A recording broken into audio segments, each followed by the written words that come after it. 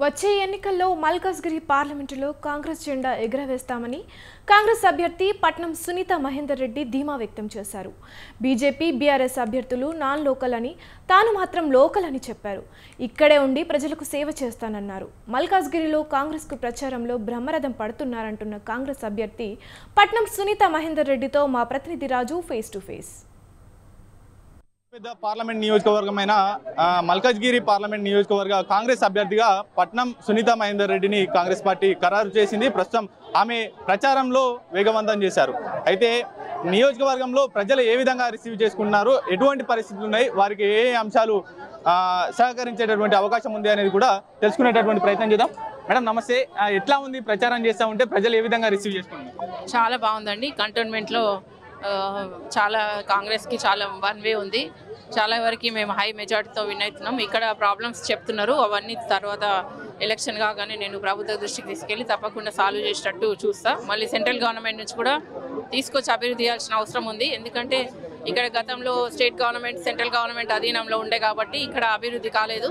కాబట్టి ఇప్పుడు నేను గౌరవ ముఖ్యమంత్రి సహకారంతో స్టేట్ గవర్నమెంట్ నుంచి సెంట్రల్ గవర్నమెంట్ ఫండ్ ఇవన్నీ తీసుకొచ్చి ఇక తప్పకుండా అభివృద్ధి పెద్ద ఎత్తున అభివృద్ధి చేస్తే తప్ప సాధ్యం కాదు. ఇప్పుడుకిన ఓటు వేయకపోతే మళ్ళీ 10 సంవత్సరాలు వెనుకబడిపోతారు. కాబట్టి ప్రతి ఒక్కరు ఆలోచించి కాంగ్రెస్ పార్టీ అభ్యర్థిని నాకు ఓటేసి గెలిపించండి, మీ అమూల్యమైన ఓటును నాకు ఇవ్వండి. తప్పకుండా నేను ప్రజలలో ఉంటాను. నేను 2006 నుంచి ప్రజలలోనే ఉన్నా. నేను ప్రజల మధ్యలో ఉండి చాలా వరకు సమస్యలు సాల్వ్ చేస్తున్నా.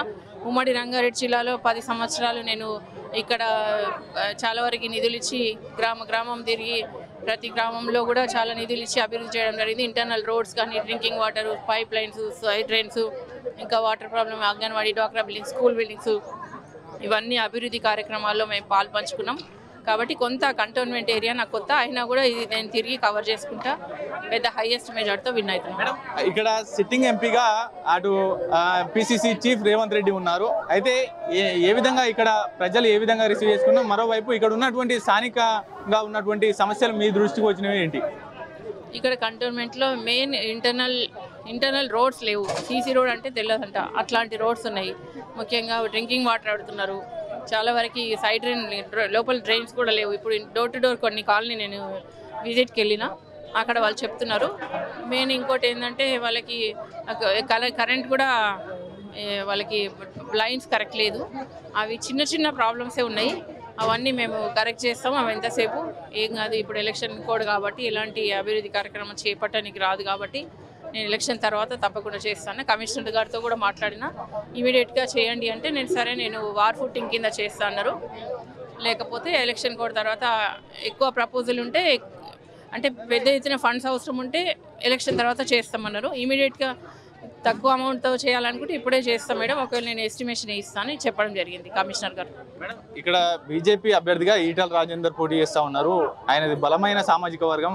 మరొకటి ఏంటంటే ఇప్పటికే ఆయన ప్రచారం కూడా వేగవంతం చేశారు. ఆయనని ఏ విధంగా ఎదుర్కోబోతా ఉన్నారు? రానున్న ఎన్నికల్లో ఎంత మెజార్టీ మీకు రాబోతాం? ఆయన నాన్ లోకల్ అండి. ఆయన ఎప్పుడో అక్కడ గజ్వేల్లో ఓడిపోయాడు, హుజురాబాద్లో ఓడిపోయాడు. ఇక్కడ కూడా లోకల్ అంటుండు. మరి ఆయన అక్కడ అంటాడు, ఇక్కడ అంటాడు. ఎక్కడ లోకల్ అండి?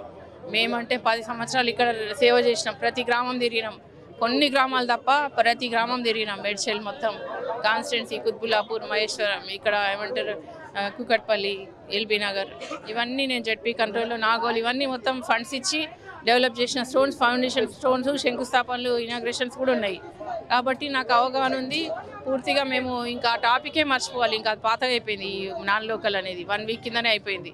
ఇప్పుడు కొత్త సబ్జెక్ట్ మాట్లాడండి, ఏదన్నా మేము చేస్తాము. పెద్ద ఎత్తున నిధులు తీసుకొచ్చి మల్కాజిగిరిని క్లీన్ మల్కాజిగిరిగా మేము అభివృద్ధి చేస్తాం. తప్పకుండా మంచి పెద్ద ఎత్తున ఫండ్స్ తీసుకొచ్చి అభివృద్ధి చేస్తేనే అభివృద్ధి అవుతుంది. ఏదో ఈటెలు వచ్చి చేస్తే కాదు, గవర్నమెంట్ సహకారం తీసుకొని చేస్తేనే సాధ్యమవుతుంది. మరోవైపు బీఆర్ఎస్ అభ్యర్థి రాగిడి లక్ష్మారెడ్డి కూడా నేను లోకల్, ఎప్పుడు ప్రజల్ని అంటిపెట్టుకుని ఉంటా, ఇక్కడనే నివాసం అంటూ కూడా చెప్తా ఉన్నా. అటు కాంగ్రెస్ పార్టీ ఇటు బీజేపీ పార్టీ అభ్యర్థులు కూడా నాన్ లోకల్ ఇప్పుడే ఎన్నికల ముంగటనే వచ్చారంటూ కూడా ఆరోపణలు చేశారు. ఆయన కూడా వేరే డిస్ట్రిక్ట్ అండి, వేరే డిస్ట్రిక్ట్ కాబట్టి ఇక్కడ వచ్చిండ్రు. వేరే డిస్ట్రిక్ట్ అయినా కూడా ఇక్కడ ఏదో టికెట్ తెచ్చుకొని ఇక్కడ గెలిపిద్దామని చూస్తుండ్రు. కాదు, మేమే ఉమ్మడి రంగారెడ్డి జిల్లాలో 10 సంవత్సరాలు ఉన్నాం. ప్రజలకు అందరు తెలుసు, లీడర్లకు అందరు తెలుసు. కాంగ్రెస్ అని, బీజేపీ అని, టీఆర్ఎస్ అని అందరికీ మేము తెలుసు. ఎట్లాంటి వ్యక్తులు వీరు ప్రజల మధ్యలో ఎట్లుంటారు అనేది కూడా అందరు తెలుసు. కాబట్టి అట్లేం లేదు, అవన్నీ ఏదో కావాలని పుట్టిస్తున్నారు కానీ అట్లా అస్సలు లేదు. చాలా బాగుంది. గ్రౌండ్కి వెళ్ళి చూస్తే అర్థమవుతుంది. ఏదో సోషల్ మీడియాలో ఇట్లా ఎందుకు చెప్తున్నారో అర్థమవుతలేదు. సోషల్ మీడియాలో కాదండి, ప్రజలలో మీరు గ్రౌండ్కి వెళ్ళి చూడండి. సోషల్ మీడియాలో ఎవరు చూస్తారు? కంప్యూటర్లు, ల్యాప్టాప్ ఇంజనీర్స్, వీళ్ళు జాబ్ చేసే వాళ్ళు సోషల్ మీడియా చూస్తారు. చూసి ఏదో అక్కడికక్కడ కూర్చున్న చాలా కమెంట్స్ పెడతారు. అది కాదు, మీరు గ్రౌండ్ లెవెల్కి వెళ్ళండి. గ్రౌండ్ లెవెల్కి వెళ్తే ఎట్లా ప్రజల స్పందన ఎట్లుందో అది తెలుస్తుంది. మెయిన్గా పట్నం సునీత మహేందర్ రెడ్డి గారు చెప్తున్నటువంటి మాట, ఎట్టి పరిస్థితుల్లో మల్కాజ్గిరిలో ఇది కాంగ్రెస్ పార్టీకి సిట్టింగ్ స్థానం కాబట్టి ఇది కాంగ్రెస్ పార్టీ కైవసం చేసుకోబోతా ఉంది. ఇక్కడ ఉన్నటువంటి ఎమ్మెల్యేలు ఇతర పార్టీ అయినప్పటికీ కూడా ప్రజలు కాంగ్రెస్ పార్టీ వైపే ఉన్నారు అనేటటువంటి ధీమా వ్యక్తం చేస్తూ ఉన్నారు.